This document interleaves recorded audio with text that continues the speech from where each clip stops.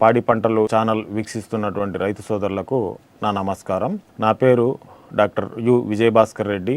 చెరుకు పరిశోధన స్థానం ఉయ్యూరు నందు ప్రధాన శాస్త్రవేత్తగా పనిచేస్తూ ఉన్నాను. ఈరోజు మనం చెరుకులో సూక్ష్మ పోషక యాజమాన్యం గురించి మాట్లాడుకుందాం. సూక్ష్మ పోషక యాజమాన్యం గురించి చెప్పుకున్నట్లయితే ముఖ్యంగా జింకు లోపం కనిపించినప్పుడు మొక్కలలో ఆకుల ఈనెల వెంబడి పసుపు రంగు చారలు ఏర్పడి లోపం ఎక్కువగా అయినప్పుడు పెరుగుదల నిలిచిపోతుంది. ఇటువంటి సందర్భంలో జింకు లోపం కనిపించిన తోటకు లీటర్ నీటికి 2 గ్రాముల జింక్ సల్ఫేట్ను వారం వ్యవధిలో 2 సార్లు పిచికారీ చేసి జింకు లోపాన్ని నివారించుకోవచ్చు. అదేవిధంగా ఇనుప ధాతు లోపం కనిపించినప్పుడు ఆకులు పాలిపోయి లేక పసుపు రంగు నుండి తెలుపు రంగుకు మారుతూ ఉంటాయి. అటువంటి సందర్భంలో ఈ ఇనుప ధాతు లోప నివారణకు 10 లీటర్ల నీటికి 100 గ్రాముల అన్నబేదితో పాటు ఒక నిమ్మబద్ద లేదా 10 గ్రాముల నిమ్మ ఉప్పు కలిపి వారం వ్యవధిలో 2 సార్లు పిచికారీ చేసుకొని ఇనుప ధాతు లోపాన్ని నివారించుకోవచ్చు.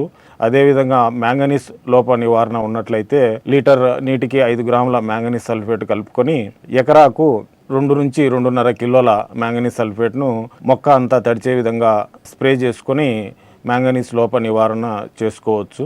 ఇదే కాకుండా పంట మార్పిడి అవలంబించి కూడా ఈ మొక్క తోటలో కానీ లేదా కార్సీ తోటలో కానీ వివిధ రకాలైనటువంటి సూక్ష్మధాతు లోపాలు రాకుండా నివారించుకోవచ్చు.